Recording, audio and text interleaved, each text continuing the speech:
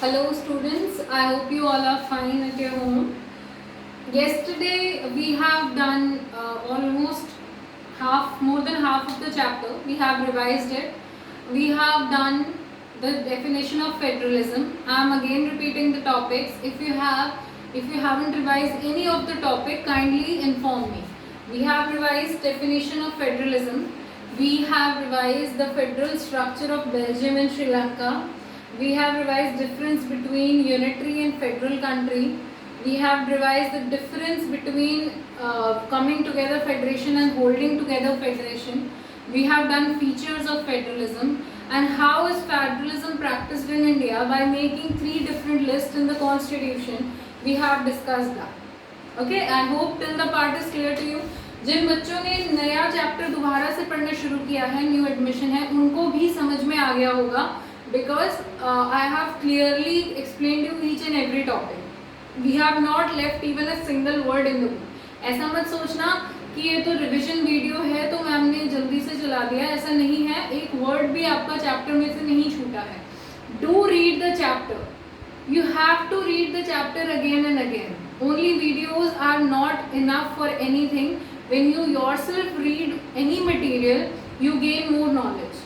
And you acquire that knowledge so beautifully that whenever you have to recall something, you will automatically recall that. अगर आप सिर्फ teacher के बोले हुए शब्दों पर रिलाई करोगे तो हो सकता है कुछ भूल जाओ, बट जब आप उस चीज़ को खुद से पढ़ लोगे एक बार तो आपको समझ में आने लगेगा कि टेक्स्ट कैसे पढ़ा जाता है और भूलोगे नहीं.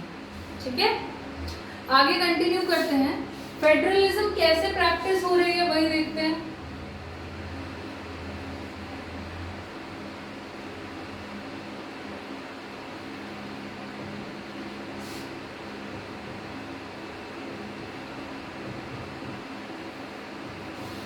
अब तक हमने देख लिया फेडरलिज्म की प्रैक्टिस में that we have divided 3 lists. We have made 3 lists: union, state and concurrent. Rest there are residuary subjects. The residuary subjects are the one which are not mentioned in any of these 3 lists. And who makes laws on residuary subjects? Union government. Now we will move further. We will talk about the concept of one language policy of India. Language policy of India.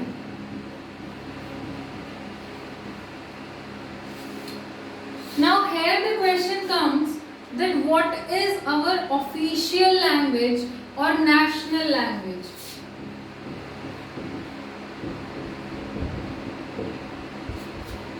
Hindi हमारी national language है या फिर official language है?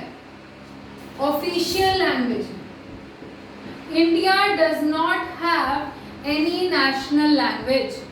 India की कोई भी national language नहीं है. क्यों नहीं है? अगर हम किसी एक भाषा को, अब हमारा देश यूनिटी इन डाइवर्सिटी है, हम उसको रिस्पेक्ट करते हैं, हमारे कल्चर की रिस्पेक्ट करते हैं. जब हम किसी एक भाषा को प्रायोरिटी दे देंगे तो that will lead to civil strike. दूसरी कम्युनिटीज को लगेगा कि हमें इम्पोर्टेंस नहीं मिली, हमें तो देश से अलग कर दिया. We are not Hindi speakers, so we are of no importance to the nation. जैसे कि श्रीलंका में हुआ था, रिकॉल करो. सिन्हाला स्पीकर्स ने सिन्हाला को नेशनल लैंग्वेज बना दिया 1956 में, और तमिल स्पीकर्स को कोई इम्पोर्टेंस नहीं दी. तमिल को ऑफिशियल लैंग्वेज नहीं बनाया उन्होंने. तो उससे क्या हुआ? सिविल वॉर हुई वहाँ पे, क्योंकि कम्युनिटीज को इंफीरियर फील हो रहा था. They were not feeling as if they are part of the nation.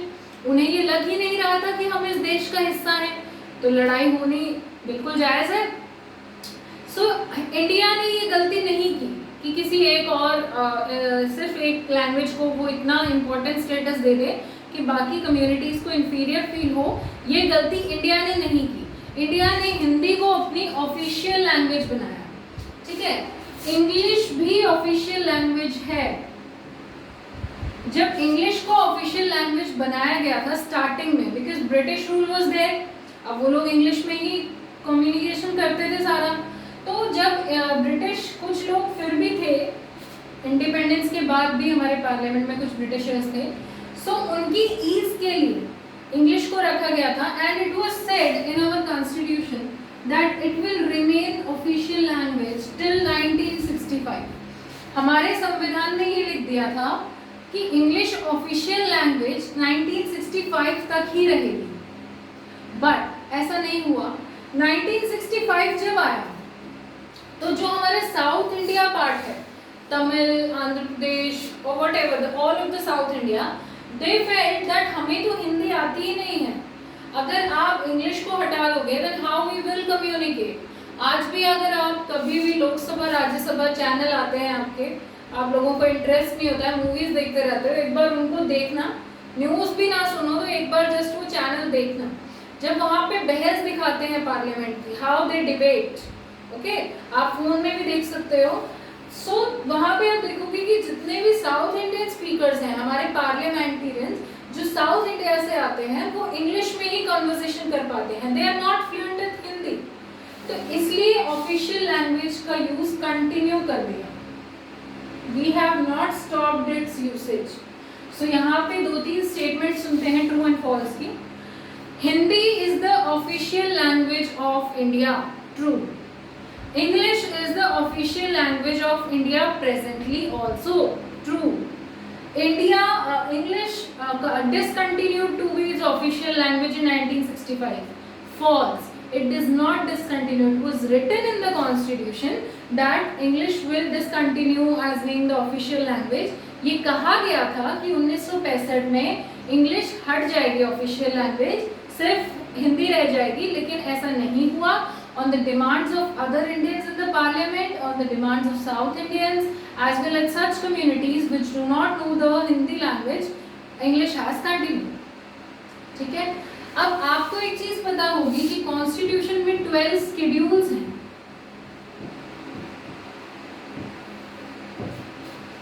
ठीक है, 12 शेड्यूल्स में हमारा कॉन्स्टिट्यूशन डिवाइडेड है। तो 8 शेड्यूल में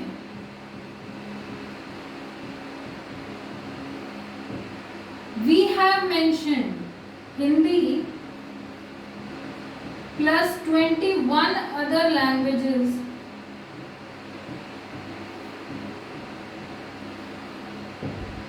Hindi plus 21 other languages as important for the country. We have not only given the importance to Hindi. अगर आपसे पूछा जाए कि ये 22 लैंग्वेज जिनको हमने इक्वल स्टेटस दिया है, ये कौन से शेड्यूल में लिखी हुई है कॉन्स्टिट्यूशन के? 8 schedule. In 8 schedule, how many languages are given the status of official language? 22 languages. अब इसमें जो ये भाषाएं दी गई हैं, ये डिफरेंट स्टेट्स की हैं। आप एक बार लिस्ट देख सकते हो, आप कहोगे तो मैं आपको सेंड कर दूंगी ऑफ दीज 22 लैंग्वेजेस। तो इनमें क्या है, आप देखोगे कि जो स्टेट्स हैं उनकी खुद की जो लैंग्वेज है, as such Marathi, Tamil, Malayalam, Telugu, okay, these are the languages. अब ये लैंग्वेजेस इसलिए यूज की गई हैं कि कोई गवर्नमेंट एग्जाम होगा जब, तो वो लैंग्वेज के पेपर में इन सब लैंग्वेजेस का पेपर दे सकते हैं। आपको एक एग्जांपल देती हूँ, आईएएस का जो एग्जाम होता है उसमें एक पेपर इंग्लिश का कंपलसरी होता है। हिंदी की जगह अगर आप चाहो तो आप इनमें से किसी लैंग्वेज का भी पेपर अटेम्प्ट कर सकते हैं। सेंट्रल गवर्नमेंट सिर्फ ऐसा करती है। आप ये चाहो कि स्टेट गवर्नमेंट अब हरियाणा भी चॉइस दे दे कि आप तेलुगु में पेपर लिखो, तो वो नहीं हो सकता, that is not possible. The central government will give equal preference to all of the languages. Clear? ठीक। Official language Hindi and English, 12 schedules in the constitution. In 8 schedule we have mentioned Hindi plus 21 other languages, यानी total कितनी हो गई? 22. These 22 languages are given equal importance in the context when any of the government exams are being placed by central government. ठीक है? Now एक concept कल देखा था हमने कि constitution में हमने सारी powers लिख दी हैं, यूनियन लिस्ट बना दी है, स्टेट लिस्ट बना दी है, कॉन्करेंट लिस्ट बना दी है। अब इनमें चेंजेस करना चाहें तो क्या पार्लियामेंट चेंज कर सकता है अकेले? पार्लियामेंट में आता है, आपको मैं बार बार ये चीज बताती हूँ कि कंफ्यूज मत होना, what is meant by parliament? Parliament means Lok Sabha plus Rajya Sabha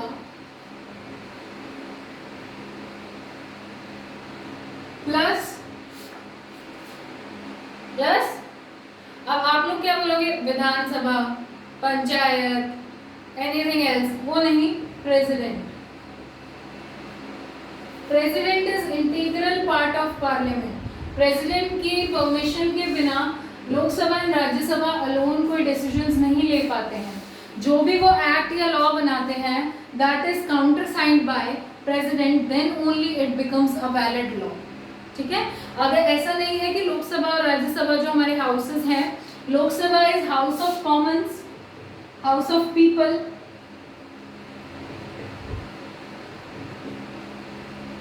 and now this is house of states, house of royals. okay, so ये हाउस दोनों ही लोकसभा और राज्यसभा अकेले कोई भी कानून नहीं बना सकते हैं। Suppose they have made any act और law, once it gets signed by the president or permitted by the president or any bill that is signed by the president, then it becomes the law only. So president is an integral part of parliament. तो क्या parliament अकेले law बना सकती है कि कुछ भी law बना के स्टेट लिस्ट के सब्जेक्ट्स ले ले, स्टेट लिस्ट, स्टेट की कोई पावर ले ले? ऐसा पॉसिबल है? नहीं है। Now listen to this, only and only when both the houses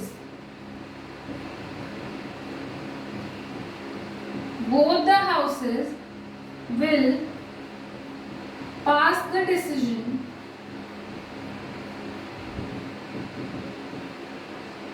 by 2/3 majority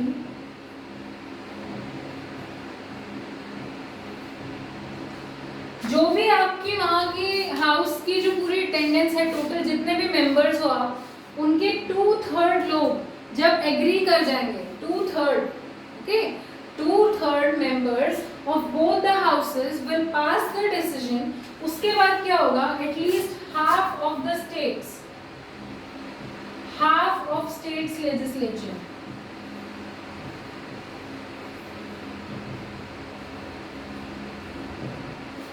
उसके बाद हाफ ऑफ द स्टेट्स जब हाँ करेंगे तभी कोई पावर स्टेट से ली जा सकती है और यूनियन को दी जा सकती है।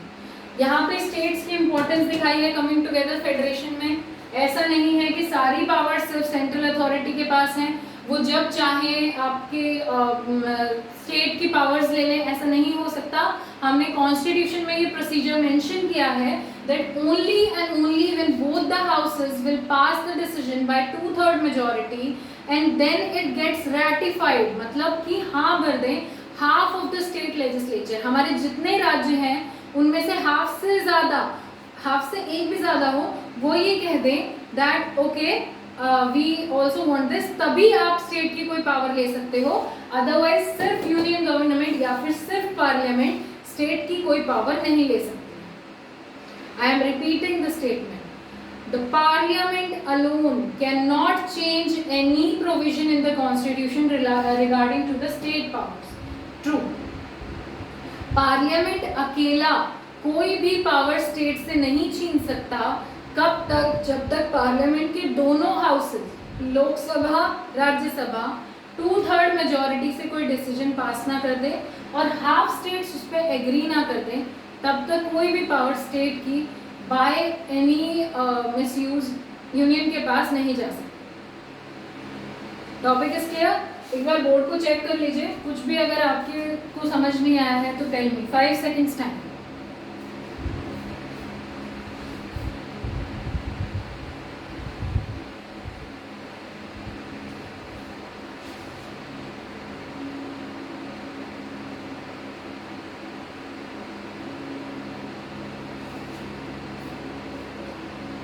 I hope the topics are clear to you.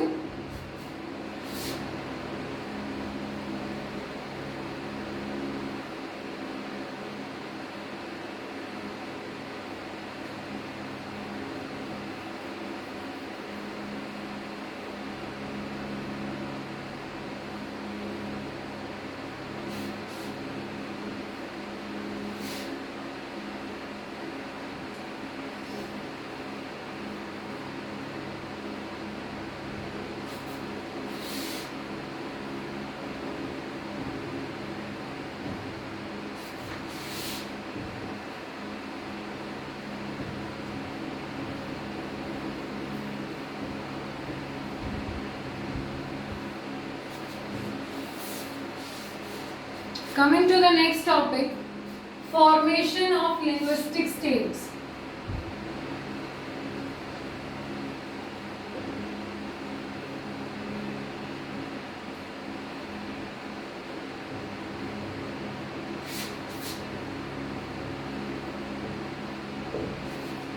Linguistic word use होता है लैंग्वेज के लिए. Linguistic word means language. अब इसकी स्टोरी लाइन सुनो. जब हमारा देश आजाद हुआ तब एक डिमांड उठ रही थी कि स्टेट्स को बना दो आप on the basis of language. जो भी स्टेट की बाउंड्री हो वो इस मायने से डिसाइड हो कि जितने भी लैंग्वेज स्पीकिंग पीपल हैं, यानी तमिल स्पीकिंग पीपल एक राज्य बना लें, मराठी स्पीकिंग पीपल एक राज्य बना लें, हरियाणवी स्पीकिंग पीपल एक राज्य बना लें.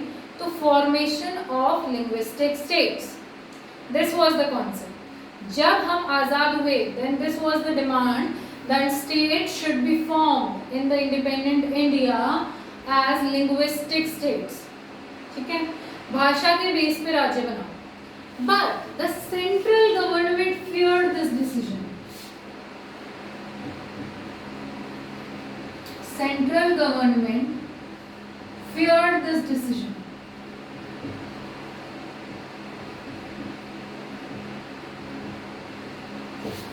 Why? Because they felt that this would disintegrate the country.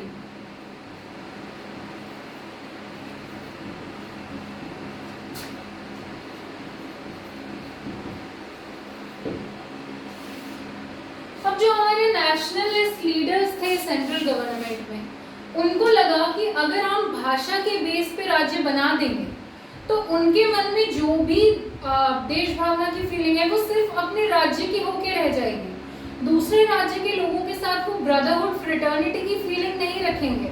तो जो हमारे आइडियल्स हैं that all state should stay United, ethnic diversity should not bring differences in the country, वो पूर्ण नहीं हो पाएगी. स्टेट्स अपना फायदा सोचेंगे, अपने पीपल के बारे में सोचेंगे and rest of the community will be left behind. उनको ये डर लग रहा था कि कंट्री का बंटवारा हो जाएगा, ऐसे कंट्री डिसइंटीग्रेट हो जाएगी. तो इसलिए वो ये स्टेप नहीं लेना चाहते. But then states were forcing them, नहीं आपको इसी के बेस पे करना चाहिए. तो हमारे जो बाउंड्रीज थी उस टाइम पे, जो स्टेट्स बने वो बने on the basis of language. बिल्कुल इनकी बात मान ली गई, बट सिर्फ और सिर्फ लैंग्वेज के बेस पे नहीं बने थे, on the basis of geography, culture and ethnic diversity.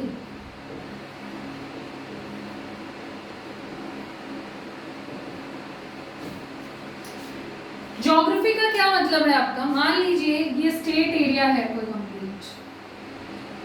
This whole area is mountainous region. But ये माउंटेन यहाँ पे भी है और बस यहाँ तक ही है. तो क्या ये सही नहीं रहेगा कि इस पूरे एरिया को एक स्टेट बना दिया जाए ताकि पूरा ज्योग्राफी एक रीजन का एक जैसा रहे, सब खेती करने में आसानी हो कि पूरे माउंटेन्स. अदरवाइज इतना सा पार्ट ये दूसरे स्टेट में रहता. अब वहाँ दूसरे स्टेट के लोग, कुछ लोग पहाड़ में रहते, कुछ प्लेन में रहते, ट्रांसपोर्टेशन की प्रॉब्लम आती, एग्रीकल्चर की प्रॉब्लम आती. So this would have been an issue. So some state boundaries were made on the basis of geography. First preference तो language को ही दी गई थी. Mostly state boundaries were formed because of language. उसके बाद कुछ states geography के base पे भी बने थे, कुछ states culture के बेस पे भी बने थे. जैसे कि मान लीजिए हम हरियाणवी people का सेम कल्चर है, ओके. अब बीच में आप देखोगे अगर आप क्रॉस करो अटेली से लेके पाली तक, गांव कितने राजस्थान के आते हैं बीच में? Ganiyar Rajasthan, Katwas Rajasthan, there are many places. So आप देखोगे कि कल्चर लेकिन हमारा उनका सेम, ऐसा नहीं है वो राजस्थानी है और हम हरियाणवी. तो हमने उसको साथ रखा, बाउंड्रीज को ऐसे चेंज नहीं कर दिया कि यहाँ से आधा राजस्थान और आधा हरियाणा. बेशक वो राजस्थान में आते हैं लेकिन हमने बाउंड्रीज चेंज ऐसे नहीं की कि उनको हमारा कल्चर डिफरेंशिएट हो जाए. Ethnic diversity, When people are of different culture, different traditions, different festivals and whatever differences they have in their shared culture, वो होती है ethnic diversity. तो हमने इन सारे ही बेसिस पे स्टेट्स को बनाया. तो जो डर लग रहा था सेंट्रल गवर्नमेंट को, नेशनलिस्ट लीडर्स को कि कंट्री डिसइंटीग्रेट हो जाएगी, ऐसा नहीं हुआ. जब हमने स्टेट्स को इम्पोर्टेंस दी, सब लैंग्वेजेस को इम्पोर्टेंस दी, उनकी डिमांड को फुलफिल कर दिया, तो that actually enhanced the integrity and unity of nation.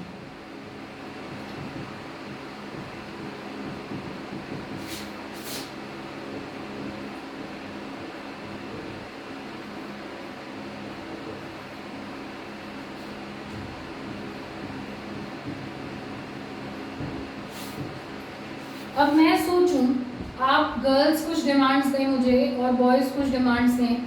मैं सोचूं कि नहीं, इस डिमांड से तो क्लास का डिवीजन हो जाएगा, मुझे ये नहीं करनी चाहिए, तो आप लोग भी मेरे अगेंस्ट हो जाओगे.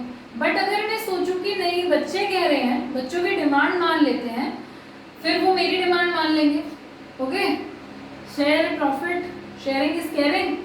तो अगर मैं ऐसा करूं तो आप लोग भी फिर मेरी डिमांड फुलफिल कर दो. ओके मैम, आपकी हमसे जो एक्सपेक्टेशंस थी, we are going to fulfil that. तो उससे क्या होगा, यूनिटी बढ़ेगी. तो जब स्टेट्स ने डिमांड किया that our boundary should be decided on the basis of language, we did that. ठीक है, सेंट्रल गवर्नमेंट को डर लग रहा था, बट प्रेशर में उन्होंने वो किया और एक्चुअली वो प्रॉफिटेबल निकला. इनहैंस्ड मतलब बढ़ाना, उससे हमारी देश की एकता बढ़ी, ना कि कम हुई. हमारी कंट्री डिसइंटीग्रेट नहीं. क्लियर? एक टॉपिक है centre state relations.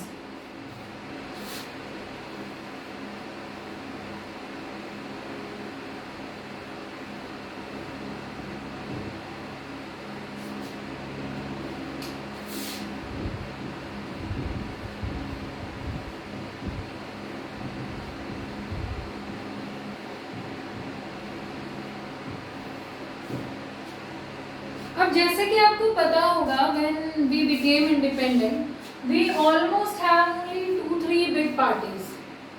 Okay, Samajwadi party, BJP, Congress.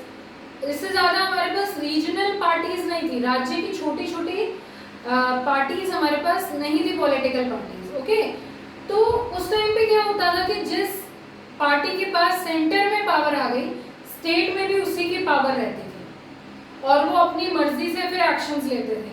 अब आपको मान लो बीजेपी की टिकट मिल जाती है, आप स्टेट में हो, सेंटर आपको कुछ भी बोलेगा that you have to do that, तो आप उन्हीं के निर्देशों के हिसाब से चलोगे. तो यही हो रहा था. सेंटर की जो पार्टी थी, जो मेन पार्टी थी सेंटर की, वही स्टेट में थी. State 1, state 2, state 3. तो ये जो सेंटर रेगुलेशंस बनाती थी, वही स्टेट पार्टीज फॉलो करती थी. कुछ डिफरेंट तो था ही नहीं कंट्री में.